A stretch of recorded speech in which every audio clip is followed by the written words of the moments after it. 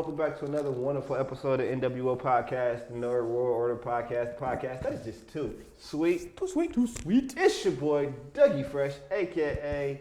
the $1 Million Man, Trip DiBiase. And as always, I got with me the beautiful people. It's your boy, Mike Leonardo DiCaprio, man. What to do? And of course, the affiliate, Jake Exclusive. Trip, nice job on your nickname this week. Yeah, I let him have it. I was like, yeah, nice job. Me and Mike didn't have to look at each other like, bro, really? You got it. Nice job. Nice job. Thank you. Well done. It took me a little bit to think about it. Like, I was like, okay, what can I... The whole time he was driving here. Man, what can I bring to the table this week that not gonna boo me out of the room? Yeah.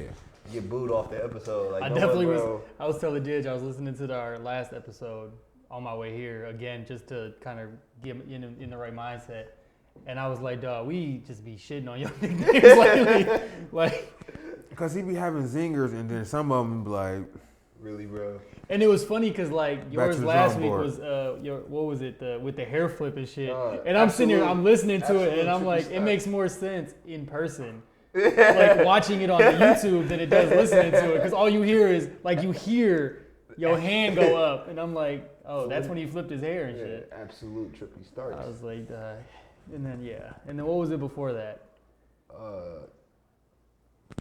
I don't remember. I know it was a longer nickname, and we just all looked, because that's when Chris was here. We just looked. Damn, what the fuck was I? I can't even remember now. Oh, St. Tripolis, because it was the episode after Christmas. It was the episode after Christmas. Yeah, and we just Intercontinental trip. The last time I was ever intercontinental trip. The last time. Shout out to Tom Def, because he is quite upset with my title defense record. Dog. He was talking so much shit. He was like, dog, said you was Sasha Banks every time. You just won it and lost it right away. you know. Look at Mike. Some of us was just born to be champions, you know. Just cut from a different cloth, man. You know. Yeah, it's cool. You know. It's cool. Oh, that's funny. But what's happening, fellas? What's going on? Shit, man. It's been a crazy week. It has. Crazy week. Like, it was wild. Been wild times. The beginning of the week wasn't so bad. It was the middle and the end that was real. It was literally hump day. Hump day was wild. Yeah, they was humping them walls.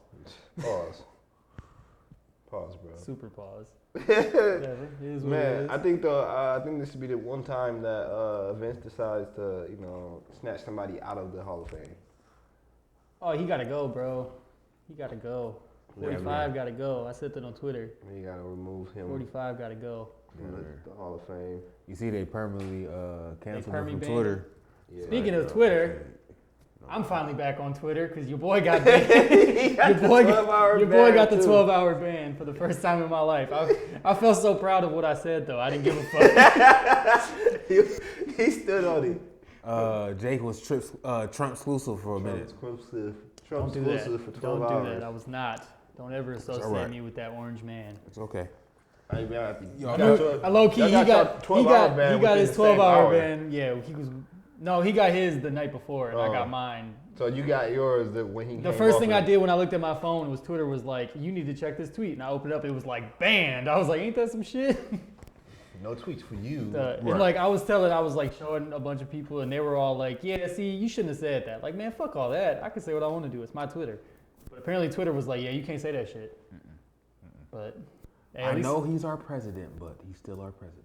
I think it was more or less. I don't think it was more or less talking about him. I think it was about the other people I talked about. Yeah, you did go hard in the paint with that one. I was not messing around with them. Fuck all of them. Held no punches. No. I'm proud of you, dog. I'm proud of you.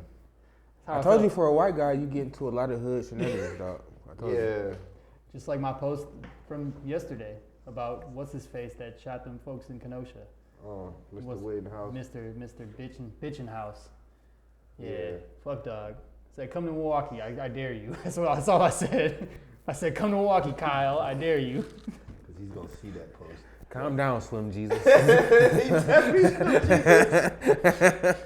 Slim exclusive. Oh, what? Like, calm down, bro. I said Slim Jesus. Like, calm down, bro. My feelings.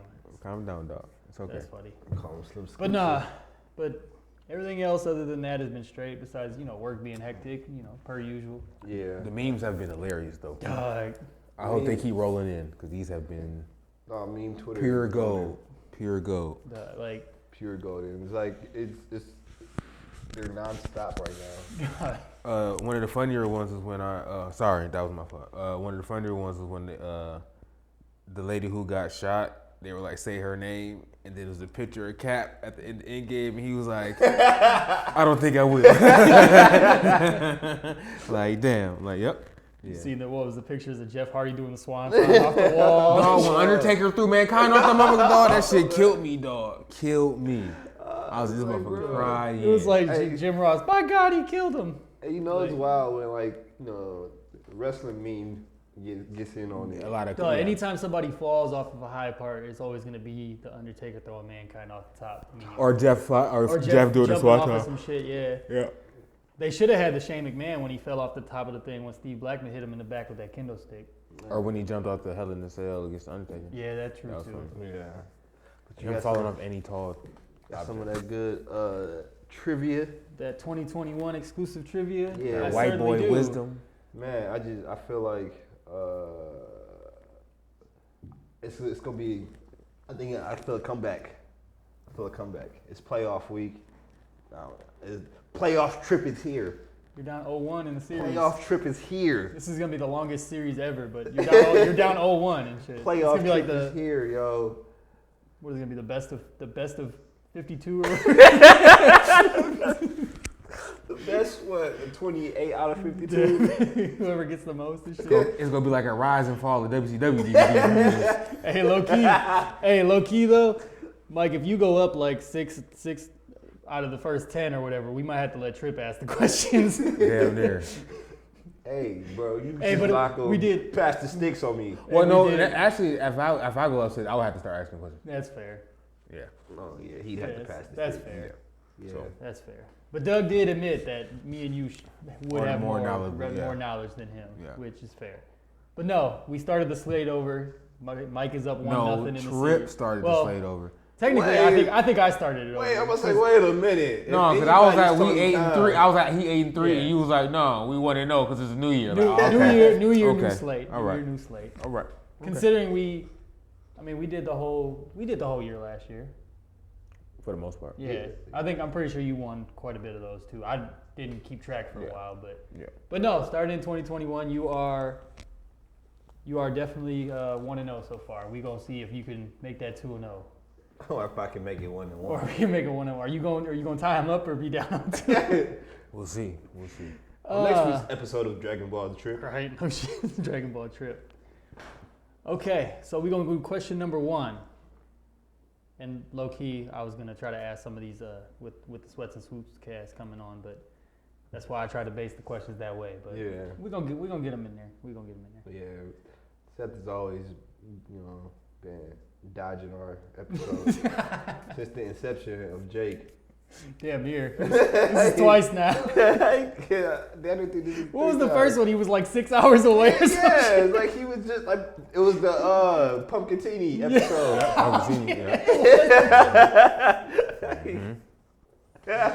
Still might have been the funniest episode in the history of our podcast, low key. Oh, Pumpkin. For somebody who was like has no audio in the episode, he had the funniest part of the whole thing. Yeah, for sure. But question number 1, fellas. Question number 1. Is what month started the famous 83 weeks streak of WCW beating WWE in the ratings war? April, March, June, or August? The month that started the streak. April, March, June, or what? April, March, June, or August? I'm going to go April. Tripp's going April. August. And Mike is going August. The correct answer Good shit, Tripp. Is June. Oh, okay. June 1996 was the first week. It went from June 96 to April 98. Oh. Super long ass stretch. That's crazy. That is a long ass stretch. Question number 2. Question number 2. What was the first WWE pay-per-view to top 1 million pay-per-view buys? WrestleMania 15, WrestleMania 16, Royal Rumble 98, or WrestleMania 17? First pay-per-view to top 1 million buys. 1 million. Say him again? WrestleMania 15, 16, 17, or Royal Rumble 98. 15.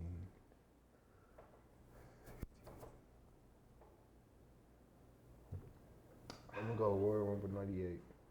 Trips going the Rumble. 15. Mikey Nardo is going 15.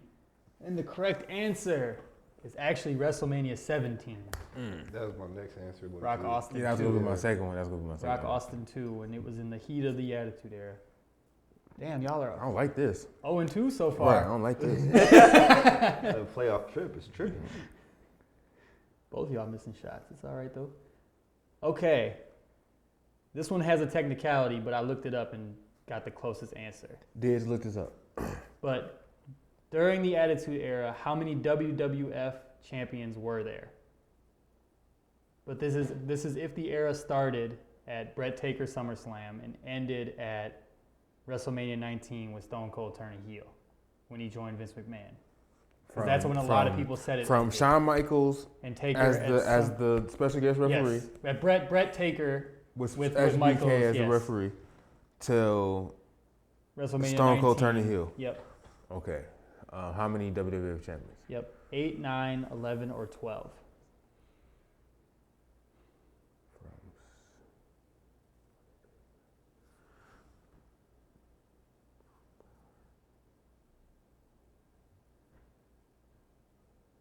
I'm gonna go 9. Trip's gonna go 9. Well, say it again. What were they? 8, 9, 11, 12. 8. Mikey Nardo says 8. Correct answer is 11. God damn it. Damn. It was Mr. McMahon, Kane, Big Show, Chris Jericho, Kurt Angle, Undertaker, Shawn Michaels, Mick Foley, Triple H, Rock, Stone Cold. Damn. Yep. Because remember, Jericho won it when he randomly beat Triple H and then lost it like 3 days With the later. fast count? Yeah. The Earl Hebner fast count. Yep. 1, 2, 3. All right. Question number 4. Y'all are 0-3 this week, man. You're killing me. I don't want to go back to the 2020 questions. Trying to stay out of 2020. They don't have to. Before Crash Holly instituted the hardcore 24/7 rule, who did he beat for that belt?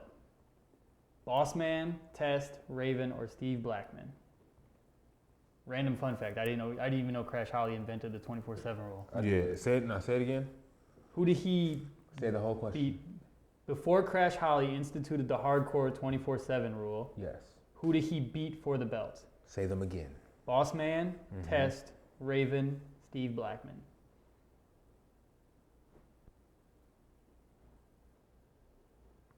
I feel like it was Steve Blackman. Is that your answer? You said Test. Boss Man, Raven, Boss Blackman. Man, Raven. Test, Boss Man, Raven. No, I'm gonna go Raven. Trip's going Raven.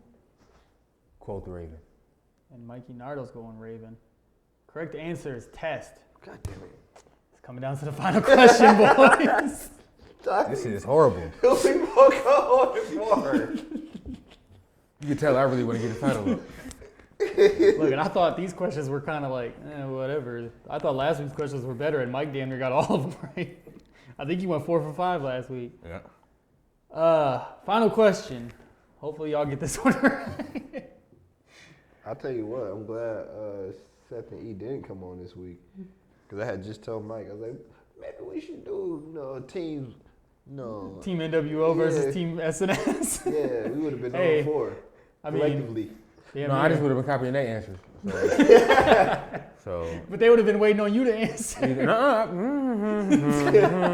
We had Guess go first. Guess go first. Here, You would have asked yeah, Didge and shit. That's what it is. You're not asking Didge this week. This nigga done told him. Question number 5. He up there today just watching over. He on his high horse. Definitely on his high horse. Not the real Diz, cardboard Diz. All right, go ahead. Question number 5.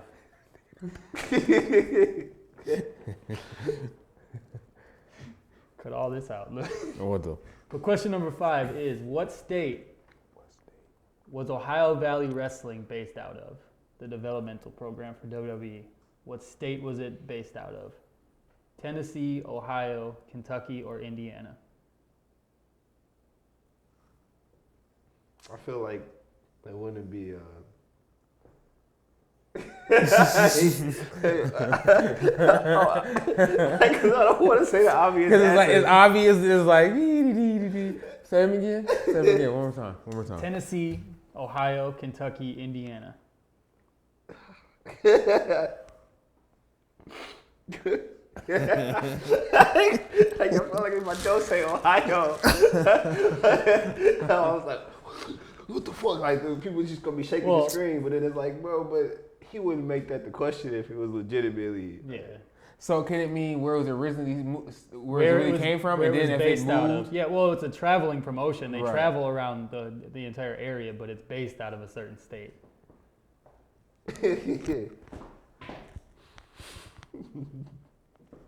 God damn it, it's the last question. Neither one of y'all are trying to fuck it up. The dude just got the answer over there. You know the answer? Because I see the logo on his phone. Okay, wait. Okay, say it one more time. Tennessee, Ohio, Kentucky, Indiana. Ohio Valley Wrestling.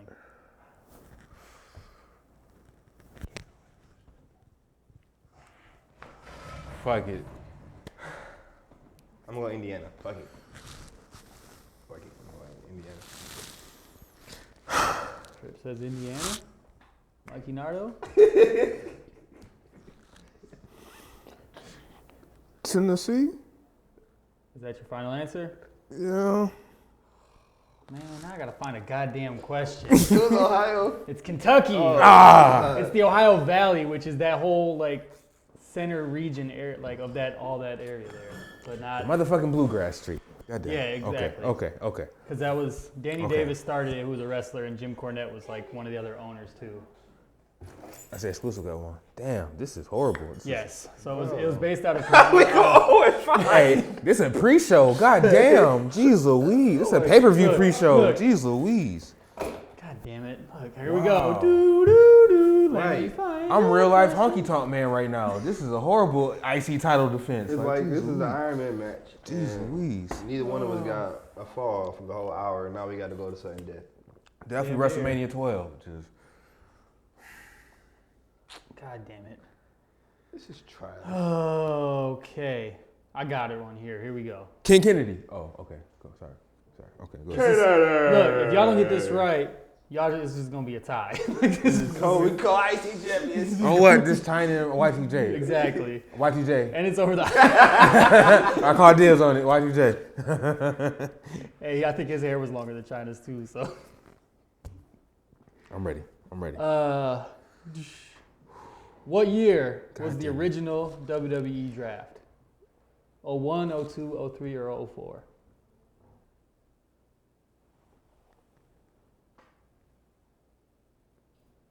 I'm going to go 03. Say him again. 01, 02, 03, 04.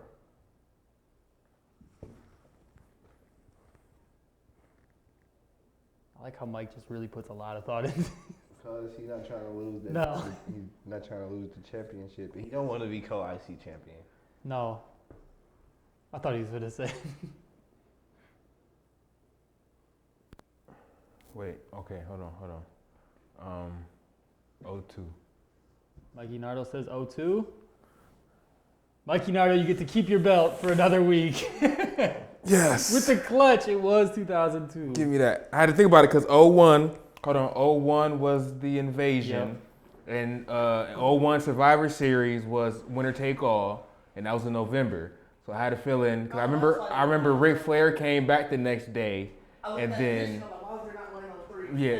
and then I remember Ric Flair came back the Monday after that Survivor Series, and then months down the line they did the brand split. So yeah, okay.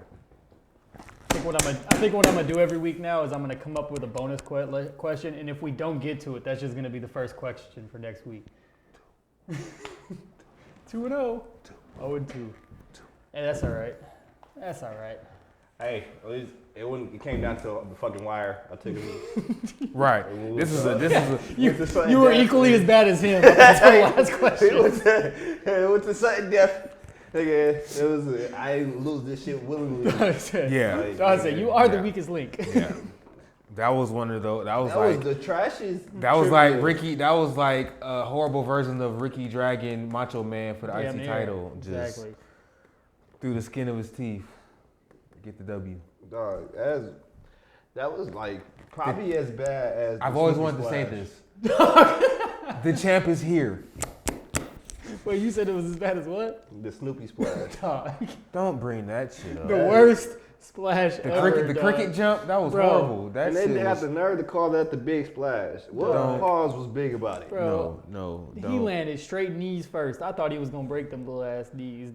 He struggled to get to the top of the rope. You see how his foot was shaking? He was so high. He was so literally and figuratively. He was probably up there like, bro, I'm high as a bitch. High as a motherfucker, like. But he like, you know, he loved that shit though. He loved wrestling. Snoop is out here just living his best life. Right. He do whatever the fuck he wanted. Don't nobody say shit. Don't nobody say he had a cooking show with Martha Stewart. Yeah. Like.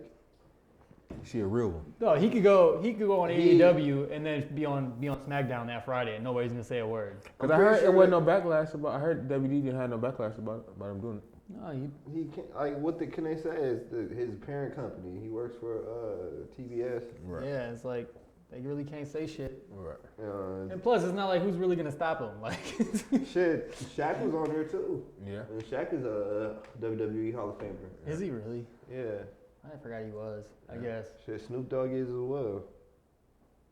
That's Celebrity crazy. wing. Bro, you just if you show up on one time, you're a Hall of Famer. Well, Snoop Dogg did actually a lot for the E, and plus he did that. Snoop showed up a couple times. He performed at a couple WrestleManias. Yeah, and he was a guest general manager. Yeah, when they had those celebrity GMs. Mm-hmm. Yeah, that was when they really did that. Did a couple matches. I think he was in a match. Yeah, he was definitely in a match. Yeah, he was in a match before.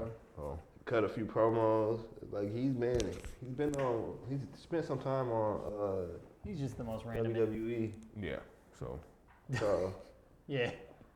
I seen that dude. All the shit he just randomly does. He does. He plays football. You ever notice he always time he does something athletic, he got them long ass high socks on because he don't want to show off them little ass legs. But they still show his legs. How you 6'7" with legs of a beer bottle? He got chicken legs, yo. Well, he coaches football. He plays football. His son was pretty good for a while there too. Yeah. I don't remember what happened to him, but I know he was like pretty highly recruited for a while. Yeah, and he got a lot of his players go to, not a lot, but a decent amount of his players that he coached went to the league. So like I believe it. He knows what he's doing. Like he had this whole TV show on Netflix, Coach Snoop. Oh yeah, I remember that. Yeah. And like Snoop, like he got a lot of passion behind that shit, and it's beautiful because like that man, he puts his all into whatever he does, and put his all into the youth like that, and being a positive mentor. I just think it was funny how y'all remember his TV show? What was it? In the Hizzle. Some television. Snoop Dizzle television. Snoop Dizzle television. That was my shit. Doggy Fizzle television. That was my shit, dog. Yeah. That was my shit. Doggy Fizzle television. It was on MTV, right? MTV 2. Yeah. Wasn't it? MTV no, 2. He's had a couple TV shows. He had another TV show following his family. Fox. Fox. It's a Fox game. I think it is, yeah. Channel 6. But I ain't trying to. Oh my NB, no. Yeah, Fox. But yeah. Let's go Rams. I feel like sorry. Trying to give the Packers the easiest road, bro. I actually would rather take the Seahawks. I would rather play the Rams than the Seahawks. I don't want to see Jalen Ramsey on Devontae. I do. Jalen Ramsey get his ass destroyed. No homo. Pause. Come on, bro. Anyway, WWE's Legend Night. WWE's Legend Night. I didn't watch it. That shit was, you be glad. I knew what it was gonna be, so that's why I didn't watch it. I knew what it was gonna be. Segment was a Hulk Hogan segment, and I was like, "Yep, this is gonna be." Where's bad. Booker T when you need him? This is gonna be bad. That's damn near gonna be the cover art this week. Just that face when he was hugging, what's his name? Just Booker T looking at him and shit. Yes. That's definitely gotta be the cover art. Yep. Yes. Definitely. I already got the picture of my phone. Yeah. That's dope. And like, cause like, bro, like. Yeah. They didn't know what the fuck they was doing with that shit. Did you see all the backlash from people? I heard, what was it, Carlito? Yeah, they asked Carlito to show up. Yeah, they asked Carlito to show up, and he was like, bro, I'm not finna fly for a 2-minute segment. Fly across the country for a 2-minute segment. In a pandemic. Didn't they falsely humiliated by Randy Orton? Didn't they falsely advertise Candice Michelle? Yep. I think so. And they advertised Carlito being there too. Yeah, I remember that. Yeah. I was actually excited for him to be there. And they Legends Night was like, you know how they do the real Civil War movie to the comic book? Yeah. They were the movie version of Civil War compared to what Legends Night could really be. Cause any other night. Yeah. So you know what's fucked up? I actually just watched that shit again the other day. What? Legends Civil Night? War. Oh, Civil War. I actually watched Civil War and Infinity War a couple I've days been ago. randomly on like a Marvel trip again, so I've been watching all of them in order again, just because, like, just something to watch. Yeah. Me and my best friend Chris said we were gonna start making shirts with random Marvel quotes on them, like just random out of context Marvel quotes on them. So it was like, we'll start doing that. You just got to get one with Drax's face that's, my nipples. My nipples. Incredibly still. I'm invisible. Nothing goes over my head. I catch it. He might be one of my favorite. I'm gonna get one that say "Good luck, morons." It's gonna be Thor. It's gonna be Thor and Raccoon when they in the ship, when they leaving the Guardians and shit. Like, yep. Yeah. But yeah, that's where I was at with it. I just watched. I was watching Black Panther last night, just as I was falling asleep and shit. Just cause I'm gonna get one that say "We don't do that here." That's gonna be my next one. That's gonna be the second one. We don't do that here. Just that. Fucking. But Cardi B, man, Cardi B and Lacey Evans going at it. I'm all for it. I'm all for the WrestleMania moment. I called it, bro. If she ain't on WrestleMania, dog, I'm done with the E. I feel like they've gotten into it before. Lacey and Cardi? Yeah. Really? I don't think so. I feel like they have before. I wouldn't be surprised. I wouldn't be surprised if they crossed paths before. I know this ain't the first time that WWE has mentioned Cardi. Yeah, no, it's not. I'm almost positive. I wouldn't be surprised. They've got into it before. With them nacho fries look fling. They're actually pretty good. I like them a lot. Yeah, it was but recently they are like they're building it up for her to make an appearance at WrestleMania, which I'm excited for. Yeah, because didn't Lacey win like social media star of the year for the Slammy or some shit like that? Wasn't it like social media? Smack Talker? Social media Smack Talker or something like that of the year. So maybe they're just trying to build something off of that, I guess. Yeah. Even if I just want it to be an appearance, because maybe hopefully, or maybe it could lead up to a WrestleMania match. But even if it's not a match or race, I just want her to show up. Like, I just want her to be there. Just, you know what I'm saying? And then maybe it'll lead to like a tag match at like SummerSlam or some shit. You maybe. Know what I'm saying? Yeah. Or y'all can go all in. Like, fuck it. Just have a WrestleMania match. Just have a wrestling tag match. Like, fuck it. So, yeah, I'm all for Cardi intertwining with the WWE women of the wrestling world. So. I definitely like the beef. It's a cross promotion deal. I like it. And I could see her and Carmella going against Lacey and whoever she decides to go against. Yeah, I could see that. You know what I'm saying? Yeah. They have Snooki in the match. So I was like, bro, you better put Cardi B in the fucking match. She did a cartwheel elbow drop. Hey, low key, she was agile as a bitch. Okay, damn. I see. Low key, when she pulled that off, I'm like, right, like, okay. Didn't expect that. Okay. Yeah. Go ahead with your bad self. But man. They are talking about having I thought fans. Diz turned out to Google it. I was like, he finna Google Snoopy doing the flip. They are talking about having fans at What WrestleMania He's 37. out here ordering these shoes. That's what he's doing. What though? Reluctantly, Vince agreed to be on board with it. How many people you think they gonna try to do? How many did AEW do? What was their biggest live attendance? What, bringing fans? Yeah. So far. I think they're still at 25%. That gives me a good number, Jake. Like, I'm not 100% sure what Daly's Place holds. So it's like, I think it's probably just like 25% of that. But, I see what you're saying. Okay. I want to say, because, yeah, I don't know what their seating arrangement, like, as far as being able to hold. It holds 5,500? Yeah, so there's probably like A G or two. Yeah. like 1,300 people maybe. Which, that's not too bad. Probably like 15. And then with the E, Yeah. because they're not even in the Thunderdome anymore. Cause they're trying to do it at the in Florida. Yeah. I just seen it. They're trying to do it. The Tropicana Field in St. Petersburg, Florida. Yeah. So, Oh, okay. Yeah. Oh, okay. Oh, yeah. That's, yeah, where the Rays play. Yeah. Yeah. Which that's if you get 25% of that, that's It's the. a big arena. Let me see. That would be. Hold on. That would be. I mean, I'm cool with it as long as they're doing it the right way. I know that 42,735 is their current capacity. so you're probably like 5,000 people in there, Yeah. Yeah. which is enough to make noise. Pretty I decent guess. number. Yeah. Pretty The decent problem number. is that's like, it's a different like, you know. So, It's open. Yeah, well, it's technically a closed stadium. It's a closed it's an indoor stadium. So, but it's like, are they gonna put it in like the middle of the baseball diamond? Like, because if they do, that's tables, ladders, and chairs is at Tropicana Field. I didn't know that.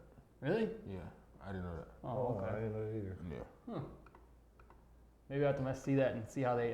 10,000 people at 25%. It's almost 11,000 people. 10,000. That's not too bad. Yeah. That's enough to make some noise. Yeah. So yeah. So I think they said they've been there since December. So.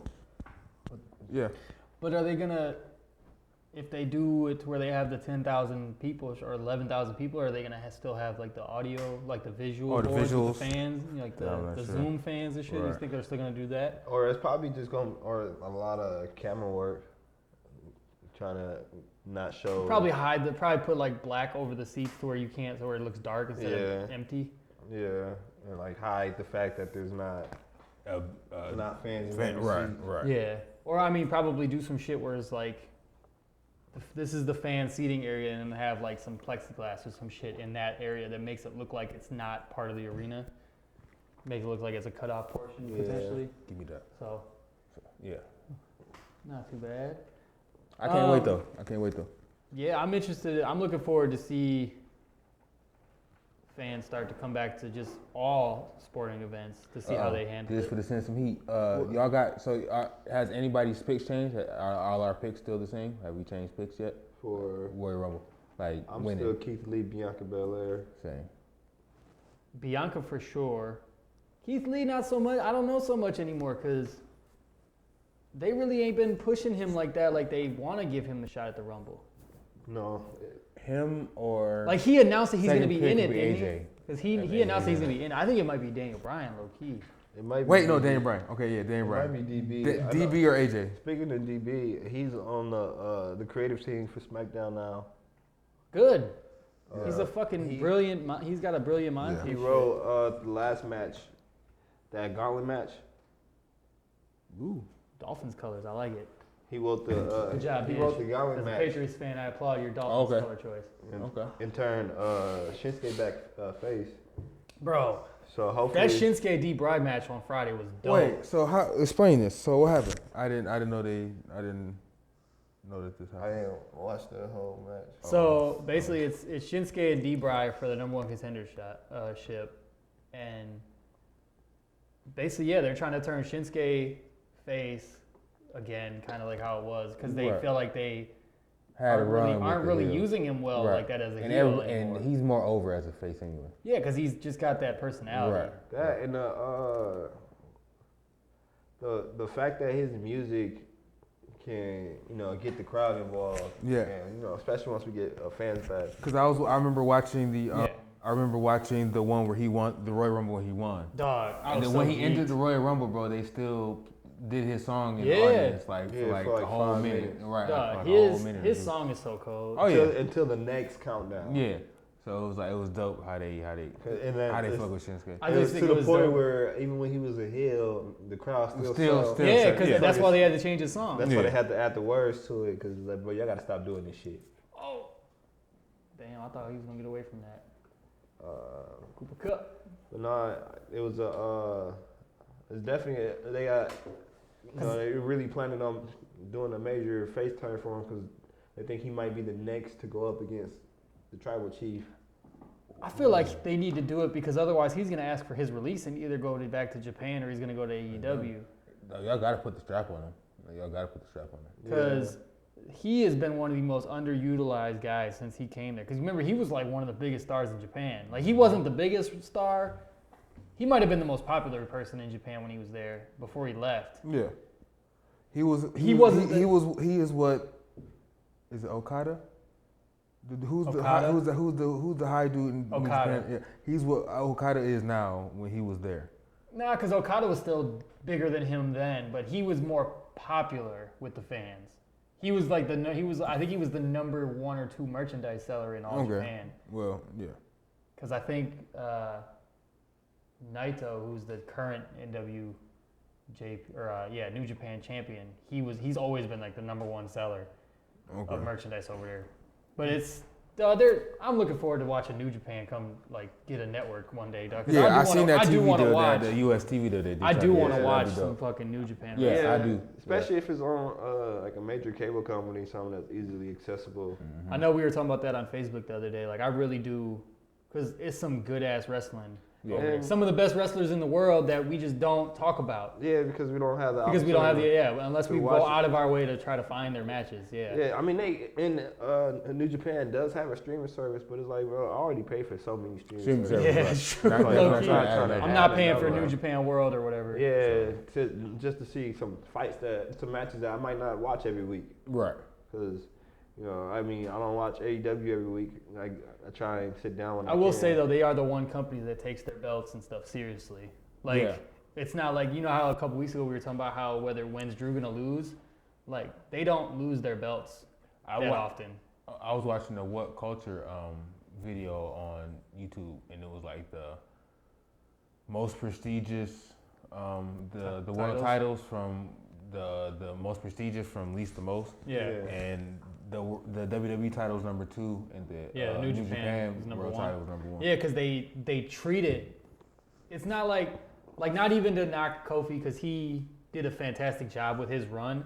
Yeah. But his main thing with the fans was he deserves it because he's been there for a long time. Right. Now he deserves it because he's a good wrestler. Because he's a good wrestler and he's a good promo and he's he's beat everybody. He deserves it because he's been there a long time and he's never gotten his chance. Speaking of promos that Kofi cuts, his promo that he cut to open up Raw on Miz was fucking hilarious. Yeah. Because they took over the Miz show. Okay. New Day did. Miz TV. Okay. Yeah, Wiz TV. Wiz TV.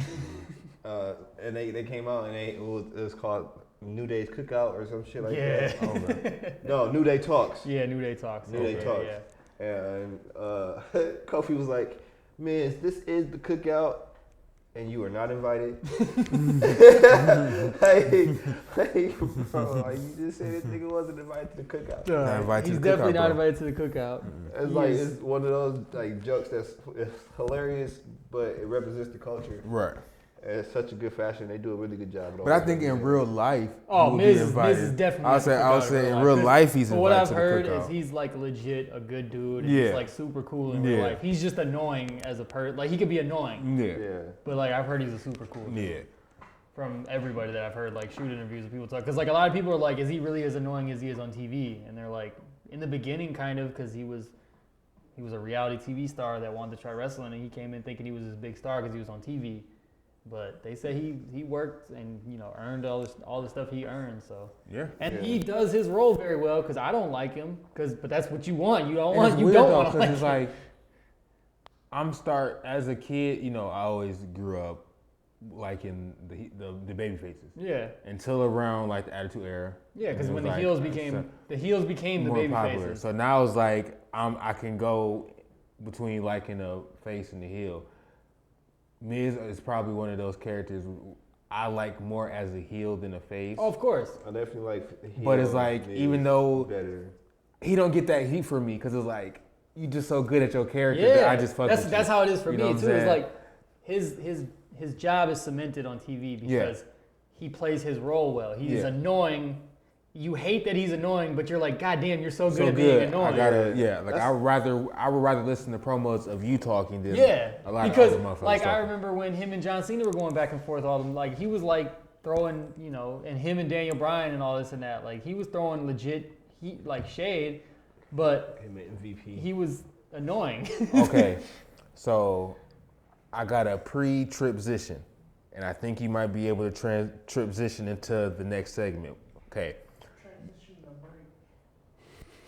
So we not gonna do that transition. We go bring it back like a DJ after the break. After the break. No, one last thing I wanted to add to our conversation was, I feel the same way about MJF. MJF is such a good heel, but I fucks with him. Yeah, like, I'm behind MJF 100%. Yeah, but he does a good job at what he does. Yeah, because there's some heels that have like go away heat. Like Baron Corbin has go away heat. Like I don't care that you're on TV. Yeah, I like Baron Corbin. I don't like Baron Corbin. I love King. Baron Corbin brings nothing to the table. And I liked him since he was a lone wolf. Like, I liked him as a lone wolf. I liked him between lone wolf, Raw general manager, the King. I like Baron Corbin. Then they made him shave his head because his hair was falling out. I like him. And like after that, because he's another Miz. Like in real life, he's a nice guy. He was one of those dudes though where they just shoved him down your throat. Yeah. No homo. And it was bad. Like it wasn't, and like his matches weren't that great either, which is the crazy part. I don't know, cause the deep six in the days, like those are some dope ass moves. Yeah, you know what I'm saying? And the maneuver where he runs out the ring and slide back in, like that shit. Like, cause not every guy can do that. And he's a big dude to be able to be that agile and get down there like that. And he's one of the few heels who's actually getting like heat. Like niggas is cheering for Roman sometimes. Yeah, you know what I'm saying? Like Baron legit is getting like booed. Miami Heat, you know what I'm saying? Like South Beach Heat. But our producer says we got to go pay these bills. So. I was gonna say right before we go to break, I just want to end on this one last note. I'm actually getting tired of seeing Sting.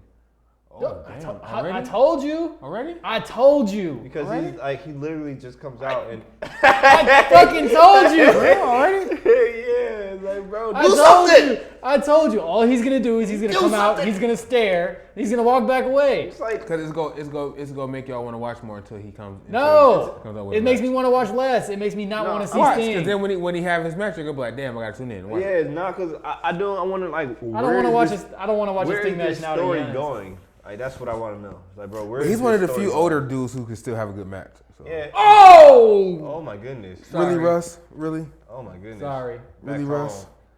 Back home. Why would you do that, Russ? Looks like that's what we're playing next week. But we're gonna go to break on that note. Thank you all. We'll be back.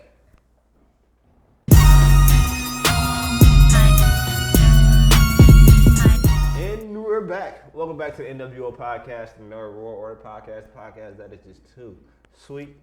Too sweet. It's your boy Dougie Fresh, aka the $1 Million Man, Trip DiBiase. Oh my God, you still going with this? Okay. Okay. Fair enough. I'll let you have it, dog. Go ahead. You got it. I appreciate it. You got it, dog. You got it. Thank you. You got it. Thank you. At least I can have something. It's not like I can have the title. Hey, you have ample opportunity to win a game of exclusive trivia. You know, you just haven't. You just haven't. Like, I don't. The odds are never I guess the questions just like you do. I just happen to guess something wrong. The force is not with me. You know what I'm saying? You know what? The force is not strong in this one. You know what I've come to the realization though is that you started answering first. Yeah, because that's he what's waits. fucking. That's what's fucking you up. He waits now. Because I'm tired of dude copying me. It's like, no, bro. If I don't say nothing, it's gonna be like 40 seconds of dead. Dead don't like dead air. I'll be this motherfucker quiet, like. So I gotta say something. So Trip gotta say something. It's like, you gonna have to guess because I'm not saying nothing. I'm stalwart. I'll be this motherfucker. Do. He's gonna stare and look at him like. Y'all would never forget I was on the episode. Like, I ain't saying nothing. I caught on to my. And the crazy part, I never realized it until Jake brought it up, and I was like, he do copy. That's right. Okay. And I had to stop answering first. I ain't won trivia since. That's what it was. And since he said that, yep, he ain't won a trivia since. I ain't won a trivia since. Hey, because in my head, I don't answer. I'm like, ooh, that. I don't know it. What you think, Trip? What you thinking, dog? Let me see what you thinking. So, yeah. You motherfucker. Sorry. About the, you wanted to, before we took a break. Okay, so how you brought up John Cena. Okay.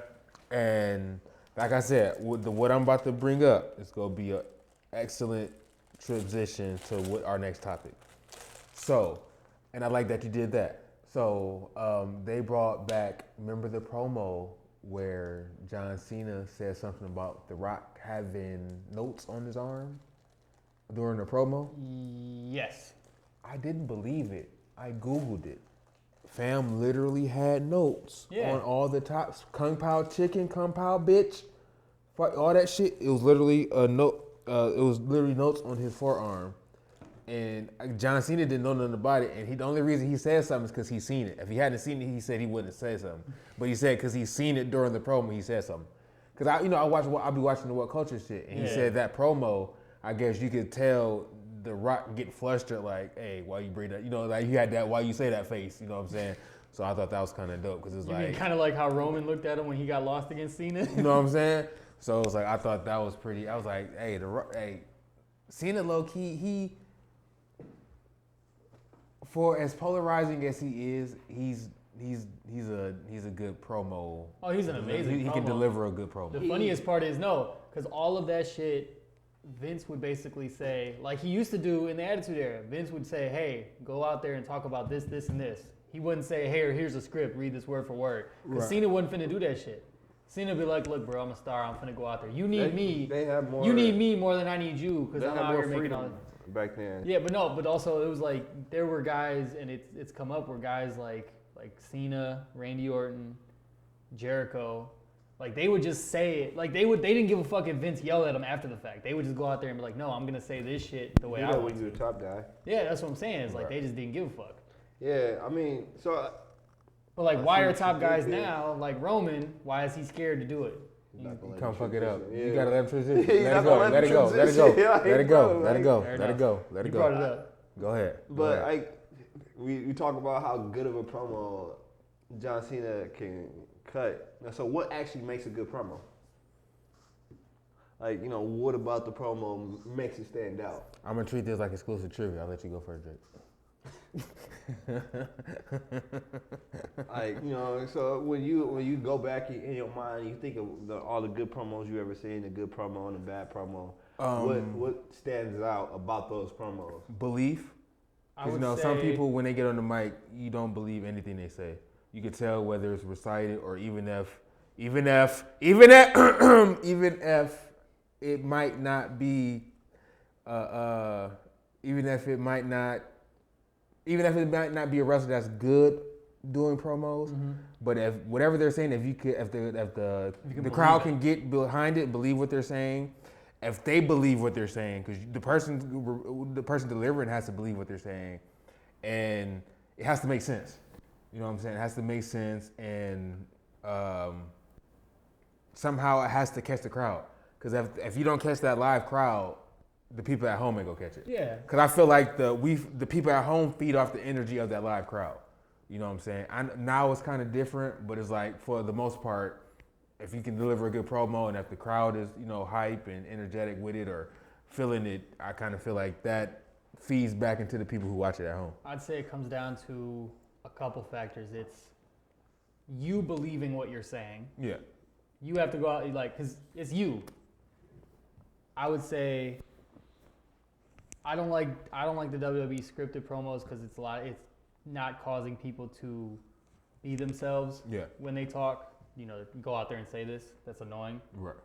But it's also, you're playing to the crowd whether you're heel or face. So you want to hit high points that's going to cause that reaction. Yep. It also just comes to your level of stardom on the card. Because if you're a bottom feeder on the card, first match, you shouldn't be going out there trying to cut promos like you're in the main event. But your main eventer should go out there and try to cut promos like they're in the main event. Right. Unless if you're a main event guy, but you have a manager, like a mouthpiece type person that can talk for you. But what if delivering promos like you're a main event guy and you're not is to help you get over to... It can. Perfect example, Eddie Kingston. Eddie Kingston literally promoted his way into a contract and a WWE, AEW yeah, but they always, title match. I won't say they saw him as a main guy, but he wasn't bottom of the card guy. He literally, I would say he came from nowhere though. Yeah, but I don't want to... Like, it's not believable. In the AEW world, he came from nowhere. Let's just say I'll use this as an example. You don't want to see a guy like Trent, where he's been playing this whole, I'm with my mom with her van and all this and that. But then all of a sudden the next week, boom, he starts cutting promos like he's Stone Cold. Like, they're going to be like, bro, where did this come from? I mean, there's a level of believability that you have to put in. If you're going to transition to that type of promo, it has to be a transition. You can't just go into it. One week you can't talk, the next week you're the best talker on the roster. So you damn near gotta, my thing is, what if you gotta cut like a pipe bomb promo? Because you see what that pipe bomb promo did for CM Punk. In a sense, but people already knew that Punk could talk before that. Because Punk already, his promos, that was the first time we ever saw, like, it holds so much memory because of the frustration that he was allowed to go out there and show. Right. That was real. Right. But people already knew that he could talk like that. But promos do a really good job at creating the character. No, I agree. So even if like let's go back to Trent. So let's say Trent, 1 minute he's pulling up in the mom van with his mom. Next minute, okay, we need to change your character. You need to cut this promo to build that character. Right. So of course, then he's gonna have to cut a hardcore promo that's completely different than what we seen last week if he's trying to build towards a new character. Right. You know what I mean? We can't expect him to still be hopping out the mom van with this new character. Yeah, exactly. I'd say maybe you got to build towards that somehow. I'd say probably the best example that I've seen in recent times of somebody that you couldn't believe talk, and now you look and they're one of the best talkers is Cody. Because when he was in the E, he wasn't really ever allowed to talk like that. Even when he did, he talked pretty well for the most part, but he was never like. But then he went on his independent scene, but the thing is, when he started cutting promos, he cut promos like he was this independent guy that wanted to try to get over. Right. And then when he went to AEW, he talked about how he was one of the heads of the company and this and that. And then he would have shit happen to him that would make him cut them intense promos. It wasn't just he was doing it just to try to get over. He was doing it because it was real, in a sense. Like when he did the shit with Jericho, where he cut that promo when AEW first started. Like, it was a good ass promo because we believed, like, oh shit, he's legit pissed at Jericho. Yeah. So I think there's definitely a level of believability that you got to have to it. And I think you just have to play to the crowd. Sometimes the crowd wants you to talk about the city you're in. Right. Sometimes the crowd just wants to boo you, and you got to make them boo you. Yeah. Yeah, I feel like for me, what makes a good promo is I gotta be. You gotta pull me in. Yeah. Like, I gotta be able to, I want goosebumps. Right. In the promo. And when I think of a good promo, like a recent good promo, John Moxley's promo that he literally just cut on past Wednesday. Like, that gave me goosebumps. Bro, he's good as fucking cutting promos. I wholeheartedly believed every word that he said. Like, because I could tell that he believed every word that he said. Yeah. Or even one of a great promo that's been coming back, making its way back around is the promo that John Cena cut on Roman Reigns. Dog, that shit was classic. Like, I used to watch that shit over and over. John Cena is so good at, breaking that fourth wall, even though that they hate when he does that. Yeah. But he's so good at it. It's a part of his character. Yeah. Because he gives no fucks about the constraints of professional wrestling. Not at all. So him bringing the crowd in and mentioning how the crowd don't fuck with Roman, even though he's a top guy, and it's like and why they bringing him back because shit nobody else can do their job. It's like it's so much realism and reality in the promos that he cut, which makes him a great guy on the mic. Right. You know what I mean? But then when you think about people that shouldn't be cutting promos, it's like why. What we're doing here? Yeah, why are you even talking? Yeah. When you think of a bad promo, it's like I'm not really interested in what you're saying. You're not grasping me. Yeah. No, yeah, I can believe that. I think it all just like I said, if Jon Moxley went out there and cut that promo, but we didn't see him as top guy of AEW, Jon Moxley, like if he was like a first match guy, or if like let's say he was like right when the Shield came into the E. Yeah. And he cut that type of promo, we'd be looking like, bro, who is this guy? Right.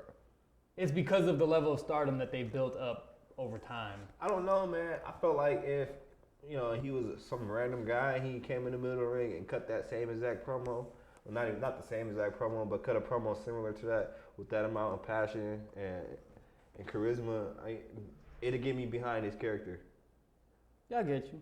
It'd make me want to, find out more about this guy.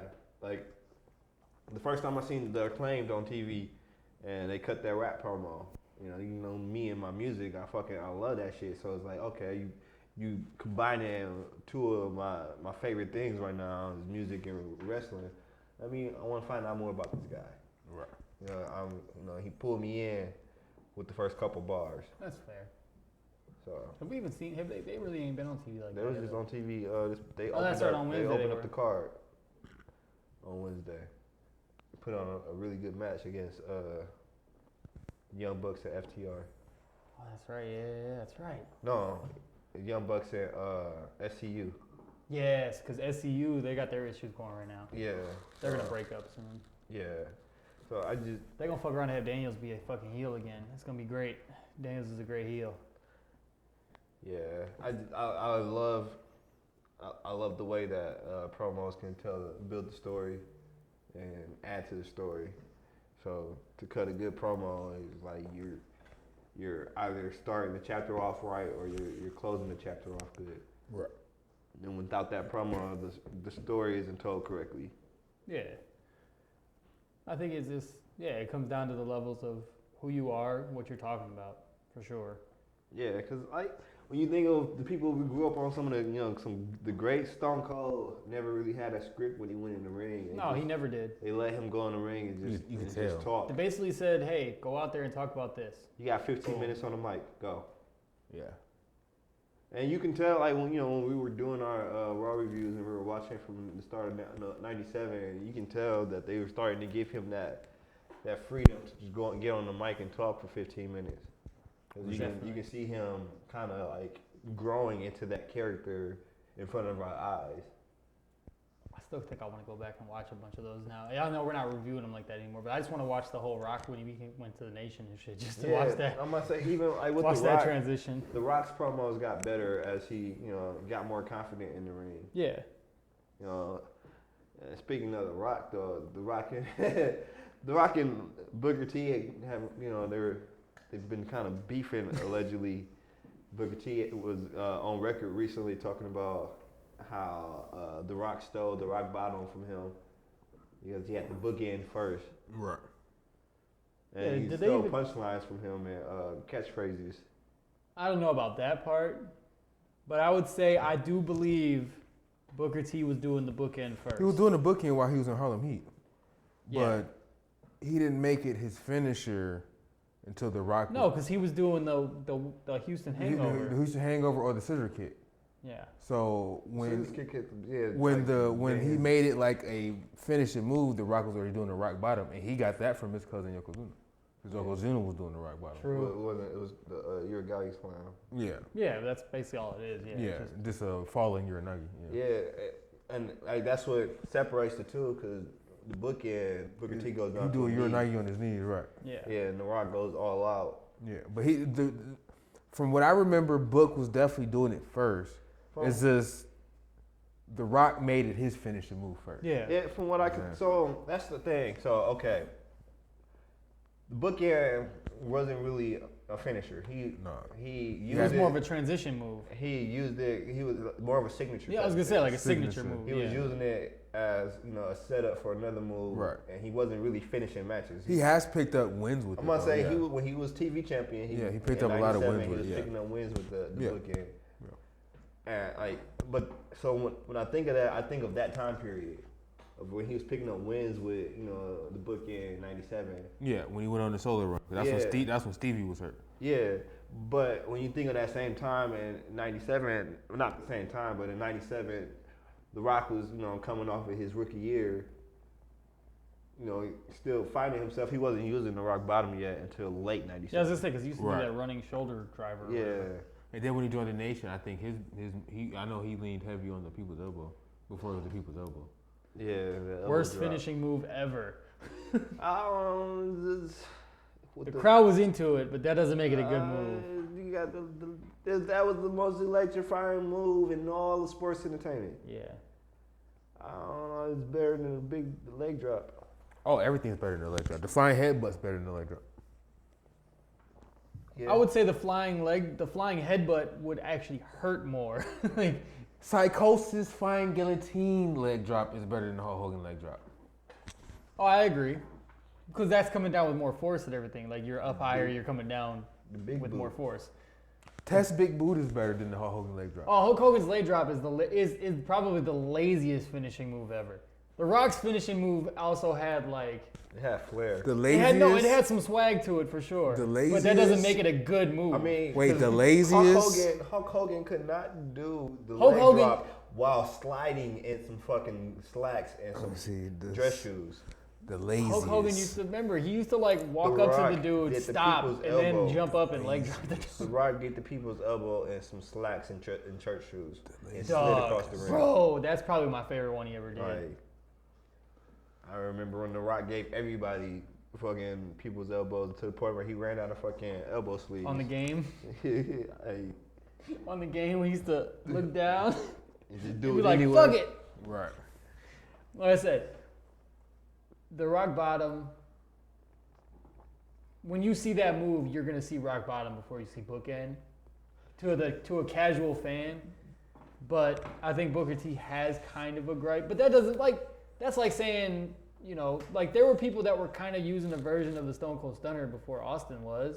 It was just never, really used like that until Austin started doing it. I mean, it's a version of a cutter. It's a sit-out cutter. Yeah, that's all it is. It's just a sit-down cutter. You got a Bubba cutter. You got the fucking diamond cutter, the RKO. So, I mean, wrestling, you recycle shit. Yeah. Moves get recycled in order to keep them protected. In order to keep them protected, they gotta stay finishers. They can't, become part of somebody's arsenal. The super kick. The super kick, even outside of the showstopper, Sweet Chin Music with HBK, you got Stevie Richards had a super kick. Yeah. You know what I mean? So it's like the super kick has still been a finisher move. Man, people wrestlers tend to share finisher moves all the time, but I don't believe The Rock stole. If you smell what I'm cooking from Booker T. Oh, absolutely not. Right, that's another one of Booker T gripes. It was a nice interview. It was like, I know he got Jabroni from Farouk. Yeah. He got Jabroni and Know Your Role from Farouk. Yeah, because Farouk used to say "Know Your Role" in the Nation. Yeah. So I wouldn't be surprised, but I'm still saying it's still kind of far-fetched. Yeah, my thing is bro, why is it still relevant for you to bring up? I get it. People ask him. It was asked in the interview.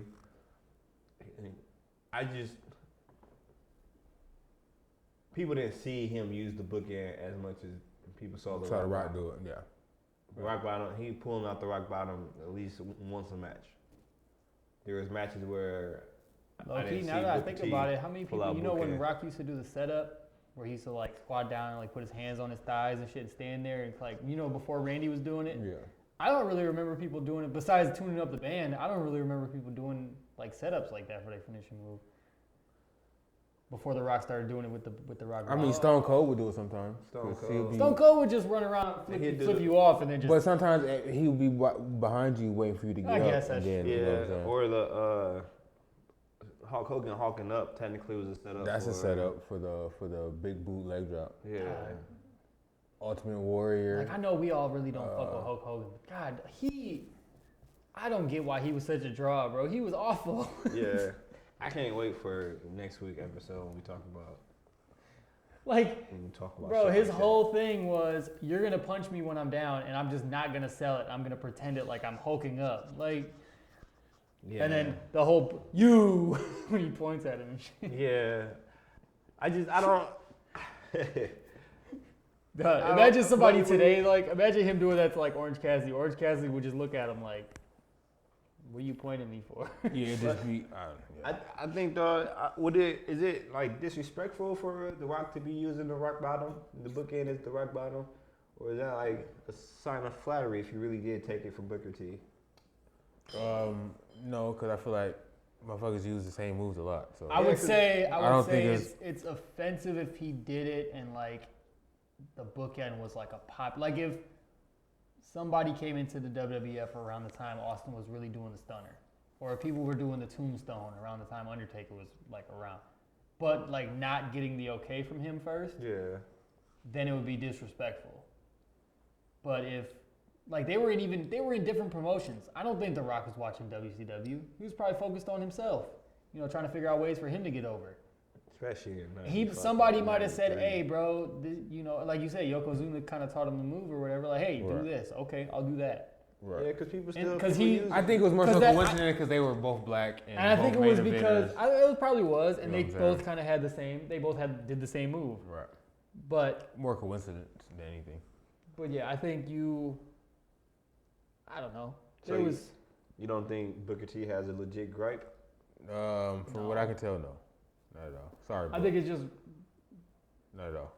I think it was just a conversation to have a conversation to talk about something. Yeah.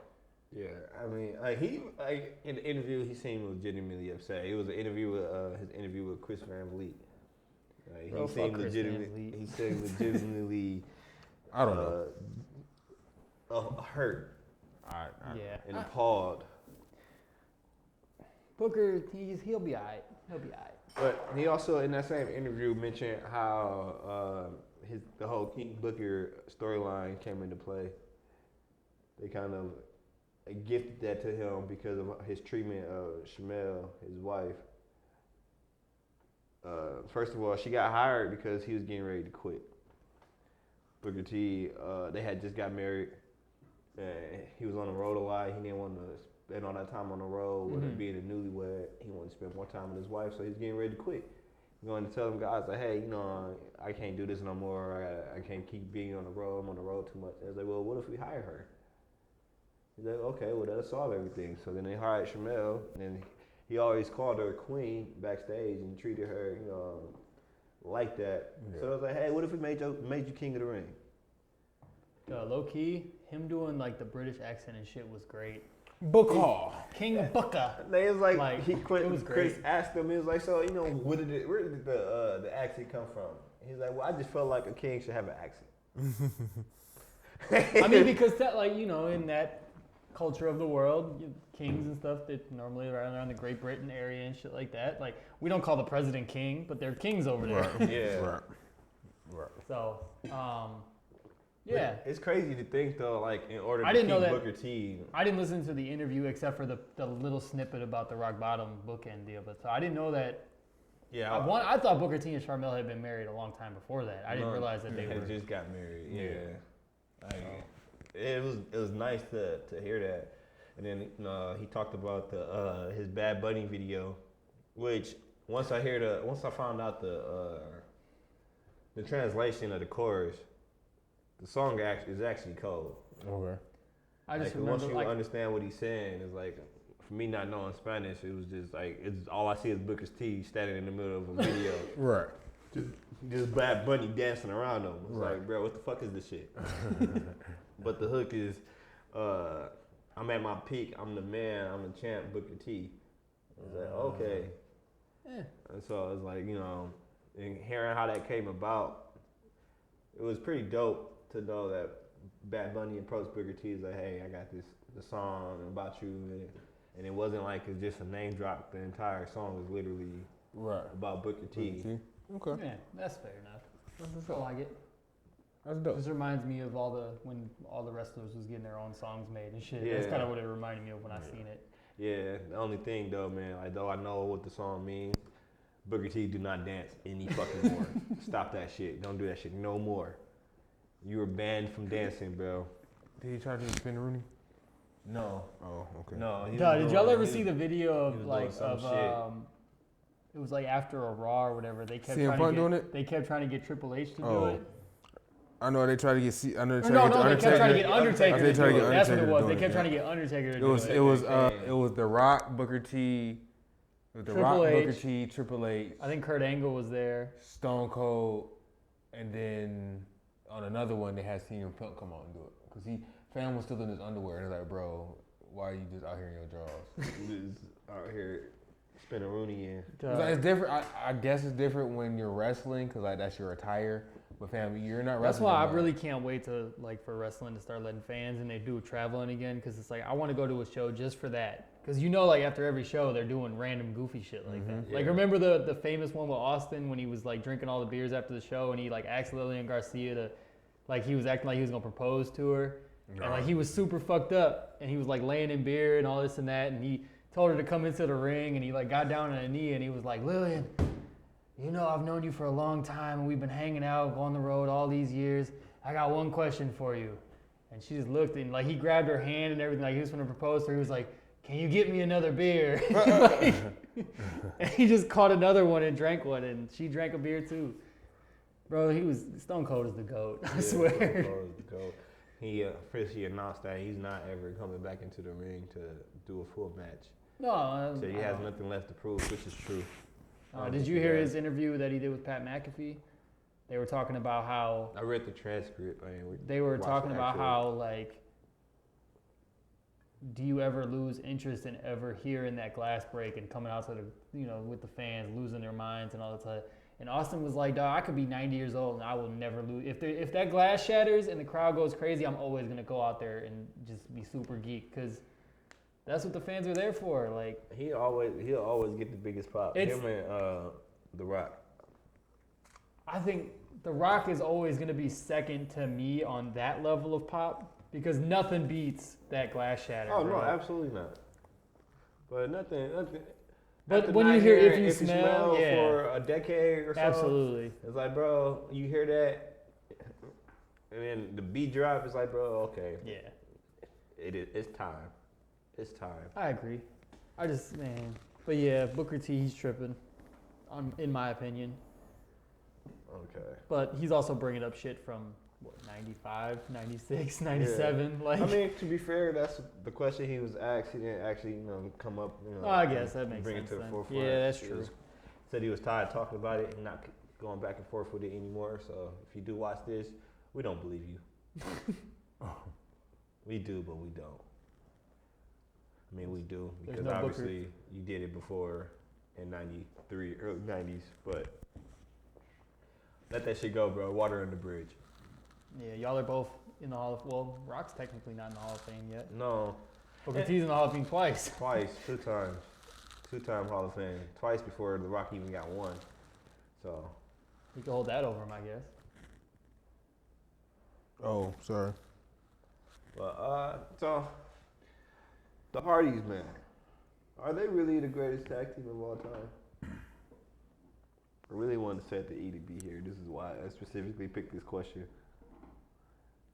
I mean, we could definitely recap it with them, but in my personal opinion, even though Jeff is my favorite wrestler of all time, I don't think they're the greatest tag team of all time, but they are easily top 3. in my personal opinion. Maybe Why not even fully on accomplishments and things like that, but just their ability. They were over forever. They're still over, like forever, and that plays into their legacy. Their accomplishments as champions. So then why wouldn't they be the greatest tag team of all time? Because I think LOD is a greater tag team all time, and I personally I guess I don't want to base it off of accomplishments because I think the Hardys are better than the Dudleys, but the Dudleys have a argument for being better than them as a tag team. You're not giving me a why though. Why aren't they? Yeah. I just don't think that their accomplishments as a tag team stumps the Road Warriors. I think the Road Warriors are the greatest tag team of all time. Okay. But personally.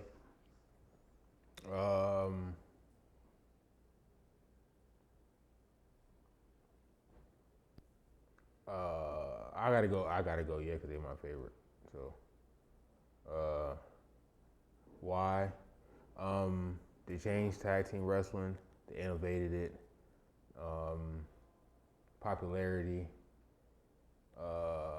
especially at a time where tag team wrestling was struggling and wrestling was struggling in general. They made, even though it was the greatest tag team, they made 2 solo superstars, 2 valid solo Hall of Famers.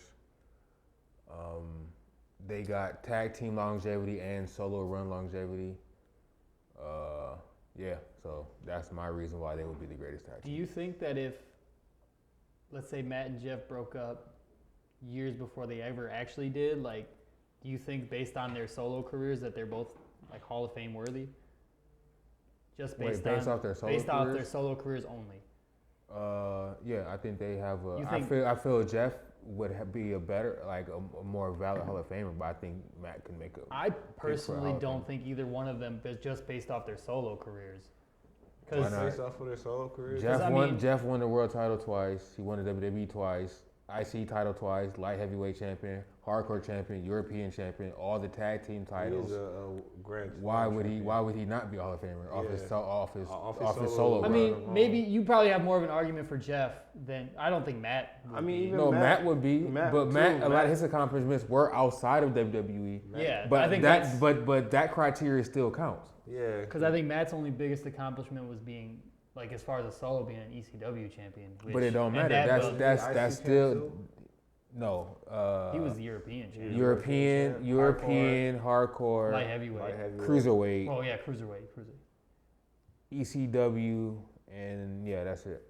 Like I said, excluding the tag team reigns with the tag team titles and things, obviously you would put that into consideration for them to be in, because obviously they're going to be. Bro, it's niggas in the Hall of Fame that have no championship. No, I agree. But they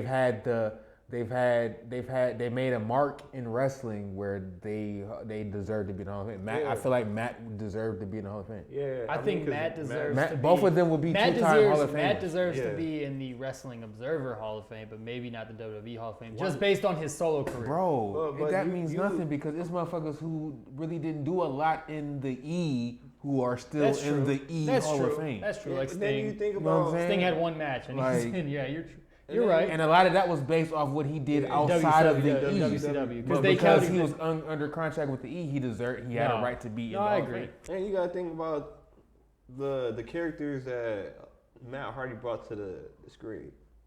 Bro, we got a Team Extreme, we got Version 1. Version 1. Broken Matt Hardy. Like it was a name for him when he was beefing with Edge. Like the Never Say Die Matt, but it was a name for him. Yeah. They had a nickname for it, but I forgot what they called him. They had a nickname for him, but I forgot what they called him. Yeah. He had some solid. It's like Matt will not die or something. Like I won't die, Matt. Or something. So it was like Jeff had a way more.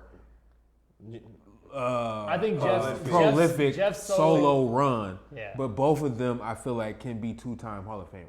Yeah, like I feel like as far as tag team action goes, the Hardy Boys are probably one of the most iconic tag teams of all time. Yeah, I agree with that.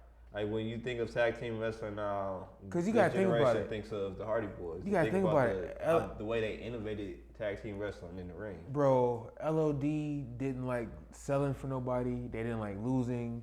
When they lost on disqualifications. No, I agree. You know, they didn't want to lay down for nobody. I would just say they were the biggest like, because I think they're just the greatest because of their popularity. I feel like the Hardy Boys are more popular. The Hardys were more popular. I swear to God, I can put money on it that the Hardy Boys are more popular than Legion of Doom. And I will put money on it. I guarantee that.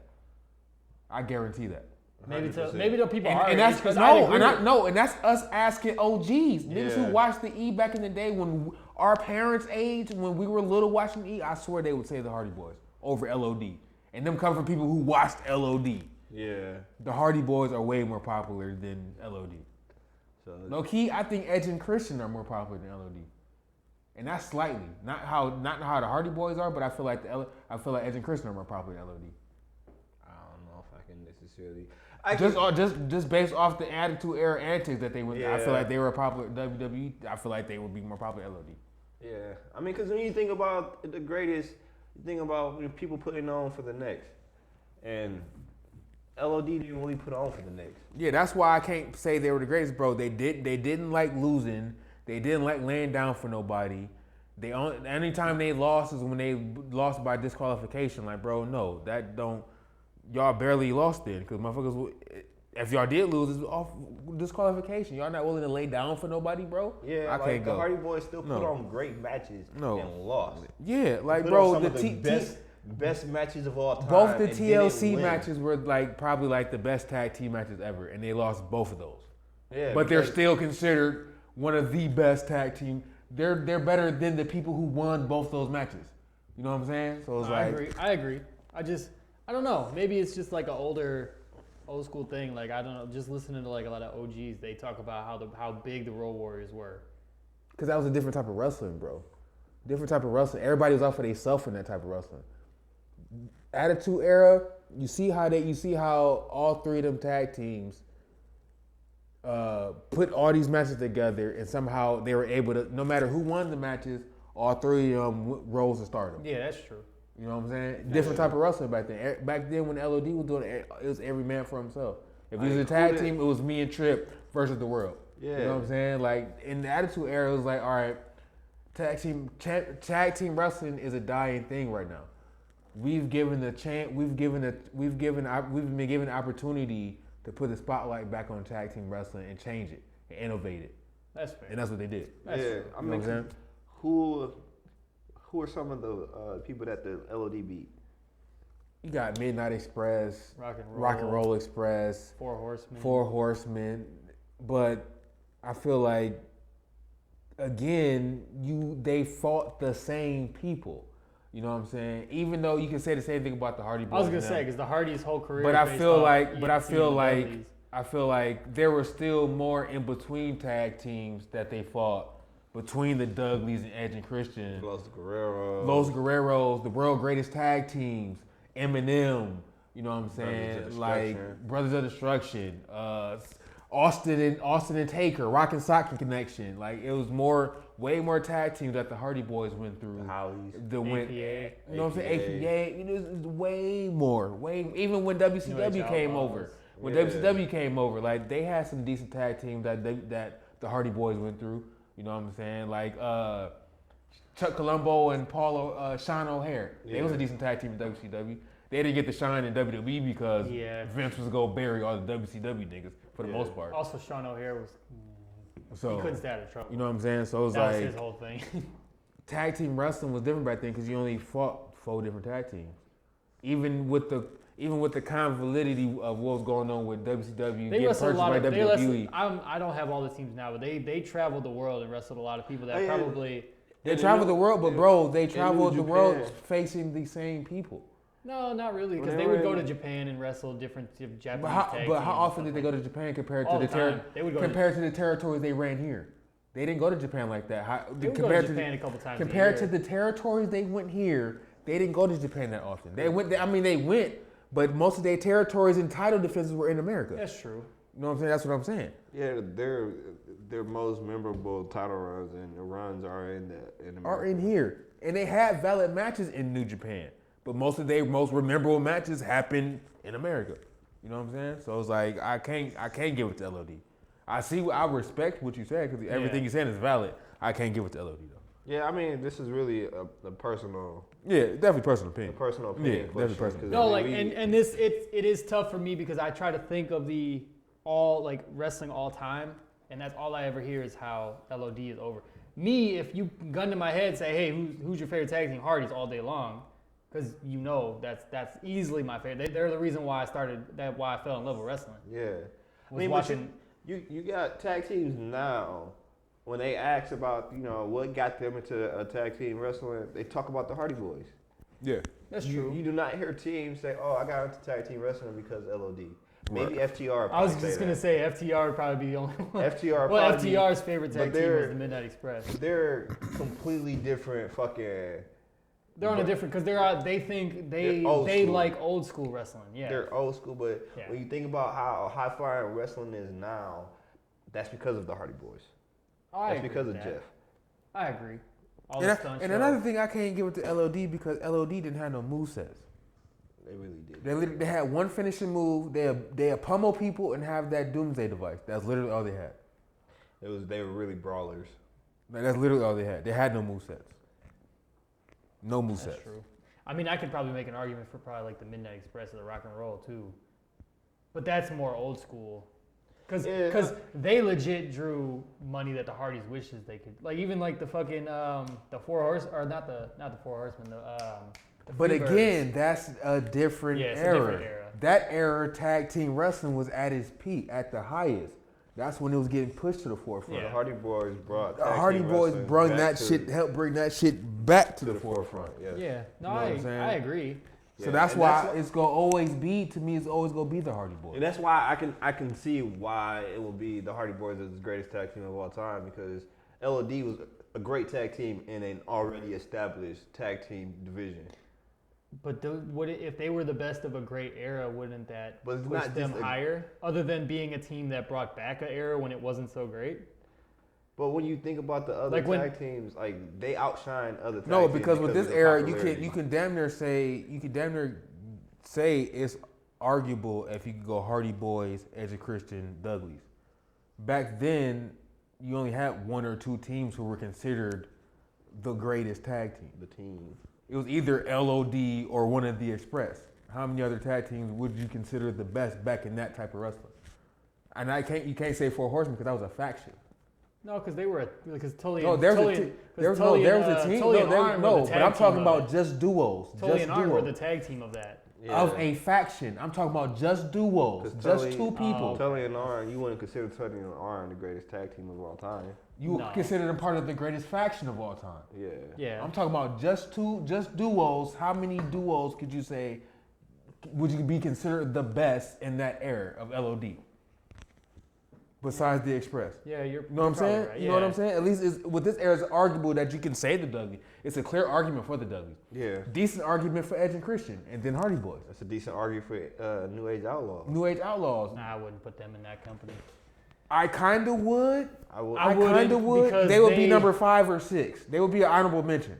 If I had a top 5, they would be number 5 or honorable mention. Yeah, because you have to. When it comes down to tag team wrestling, they were as good as any other team in the ring. And that's different because they were a group who went into a faction. Arn Anderson, wasn't they already a faction? Yeah, they became a tag team? Well, technically, Tully and Arn were a tag team. Then they went to the faction. But they did the same thing then. It was kind of like the whole clique thing. They were called the Varsity Club. They were the group that hung out behind the scenes. It was Flair, Arn, Tully, and all of them. Like they were best friends outside of the ring, and they just created a whole. But Tully and Arn were a tag team. No, for sure. It's Yeah, no, like I said, every point you're saying, I have no counterpoint as far as that. Like I just, in my mind, when I think of the greatest tag team, I think of the popularity that the Hardys had a great popularity. But at the same time, it was like more people were watching wrestling when the LOD was wrestling, and they watched to see LOD. Right. They weren't watching, when we were watching wrestling, there weren't many. A lot of people were watching Raw and SmackDown for Rock and Austin, but if the Hardys were on the show, they were geeked too. I would exclude myself from that because if the Hardys weren't on the show, I wasn't watching it. No bullshit. And another thing, LOD was more adult oriented. Hardy Boys were both adults and kids. No, I agree. You know what I'm saying? Adults, kids, definitely women. You know what I'm saying? So Yeah, like because they hit all the demographics though. Yeah. And I got no bullshit. And I like this. I got one for next week. It's gonna be I got one for next week. I got a topic for next week. I put it in the group chat after we leave. I like it. Yeah, But yeah, no, I like these discussions. I really do. I don't think you made your argument. I did. I said the Hardy Boys. But I don't think you said why.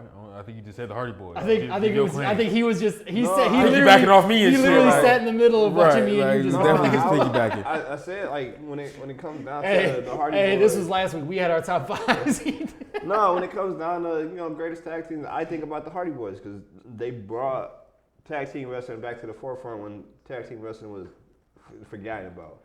They're one of the most iconic tag teams of all time. Yeah, for sure. You got wrestlers now saying that the Hardy Boys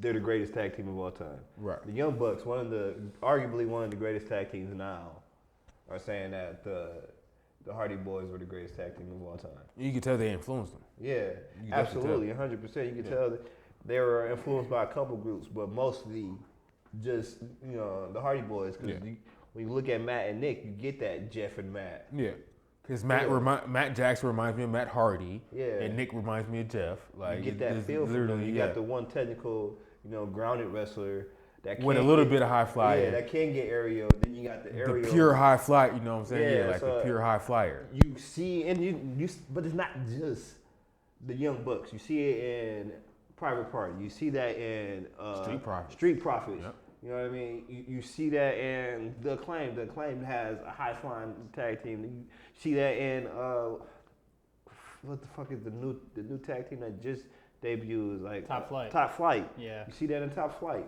You know what I mean? You don't see LOD in tag teams right now, but you see the Hardy Boys in tag teams right now. And I'm all for Hardy Bros, Riddle and Jeff. I'm all for it. Just by the way. I'm all for Dog, I like that too. I'm all for it. I know Matt a little disgruntled about it, but I'm all for the Hardy Bros. Just putting that out there. Yeah, I can't knock that. Yeah. It's kind of funny because, I mean, Matt, dog, you see Matt, the news, his pull-out game super weak. He's having a little girl now. Oh, for real? Yep. Yeah. Rebby's pregnant again with a girl. Oh, Rebby's Bro, they just... He caught without... He caught They're with having reason. kid after kid, bro. I swear, she's pregnant before she has another kid. Yeah. Like, that's just how it's been working out. Like, every time she has a kid, she's pregnant again. He's building the Hardy clan. Got to. Yeah, they're adding a girl now. Got to. So I wonder what her random ass name's gonna be. For me, I feel like the Hardy Boys are the greatest tag team of all time. Yeah. That's fair. And that's just because growing up, that's the tag team I remember that really stood out to me. Yeah. No, I agree. And even now, when you look at wrestling, and you look at tag team wrestling, you see the Hardy Boys. Like you see their influence on the culture. Yeah, for sure. And I don't see that with LOD. Right. Not saying that LOD doesn't have an influence on the culture because of course they do. I just don't see them in tag team wrestling right now. Like their style, yeah. I get it. Their I get style, what you're probably some of the wrestlers that I could probably say have their style are FTR, the Good Brothers. Some I can see LOD in those two, but majority of wrestlers I see the Hardy Boys in tag team wrestling. That's fair. So that's what I. And I can't even see. I see LOD and FTR because they have no fucking move sets. I'm more so when I say FTR is more so of the old school, slow down the pace. Right. Type of action. Right. We controlling the ring. Right. We controlling the pace of the match, the momentum. Big brawler shit. Yeah, you know what I mean? That type of bully wrestling, I call it. Bully wrestling. Yeah. Bully wrestling. I got it. When I say that, that's low paced, high technique type stuff instead of high flying action. The whole match. That's when I say it like that. That's what I mean. Yeah, I can respect it. I can respect it. Yeah. So you got any approvals for this here week? I haven't been watching them. Low key, I really haven't been. I know they got a Night Stalker doc coming out on Netflix. I want to say Thursday. I want to check out. Okay. Okay. Other than that, just I haven't streamed yet this year, but I've been so damn busy working on. I'm actually working on my YouTube channel now, starting to post videos. Hopefully soon. We're in the process of editing a video now that I made for my MLB The Show content. Editing videos is tough, like when you have never did that shit before. So like I'm trying to, do effects and make sure all the camera cuts and shit is all right. Plus it's weird looking into talking to a camera when there's nobody else to talk to. Like you're literally talking to people who aren't there. Yeah. So be on the lookout for that. It's youtube.com/JakeExclusive. Hopefully, my goal is by the end of the week to have my first video posted. We're just gonna see where time takes me and all the editing of the video and things like that. Otherwise, I will be live on Twitch as well, which is where a lot of my YouTube content is gonna come from. So twitch.tv/Jake_exclusive. Gonna get that 2021 stream going more consistent for sure. Now that it's starting to, the beginning of the year is kind of starting to come into effect and everything, and gonna transition into the new year the right way. Oh, the first 2 episodes of WandaVision dropped Friday, so definitely check that out. Yeah, I did see that. Yeah. I did see that. Yeah, that was going to be my approval. Sorry. WandaVision? Sorry. Make sure y'all check out WandaVision next week. Yeah. The 15th. I know Britt was watching Bridgerton. I've heard TV show on ramblings about it, so like, how is it? For me, it's a lot of fucking sex. Okay. Like they was fucking all up through the episodes that I saw. Okay. I mean, it's wild though. It's like I love the representation that they have because realistically, the representation doesn't really line up to the time period. Mm-hmm. But I love it anyway for the simple fact that they put in black people in positions of royalty that they wouldn't necessarily be in any other time. So, but I mean, Brittany loves it, so it got to be decent. A lot of women are going off about it. So hey, shout out the Brits podcast that she's shout out to Horizontal Refreshments. They was lit as fuck on that episode yesterday. Yeah, for sure. Yeah. They've been doing numbers. It's cool to see really good see Britt in the podcast game. Yeah, and her natural element. Yeah, definitely in her natural element. She's doing a good job. I'm proud of her. I mean, make sure y'all check out our YouTube, Nerd World Order Podcast. Check us out on all social media platforms, on Twitter at NWO_podcast. No. That's Instagram. Check out our Instagram at NWO_podcast. Our Twitter is NWO Podcast. Yes, sir. Our Facebook, Nerd World Order Podcast. And make sure y'all join that group, the Nerd World Order Podcast group. Eventually, at some point, maybe soon, hopefully soon, there will be another bracket coming out. Oh, we posted about it. There will be one coming soon. Shout out to DH for the new graphic. That will be coming soon. Definitely pause. But as always, it's been another wonderful episode of NWO Podcast, the Nerd World Order Podcast, the podcast that is just too sweet. Too sweet. And as always, it's your boy, Dougie Fresh, a.k.a. the $1 Million Man, Trick DiBiase. It's your boy, Mike Donardo, man. What it do? And of course, Jake Exclusive. We out.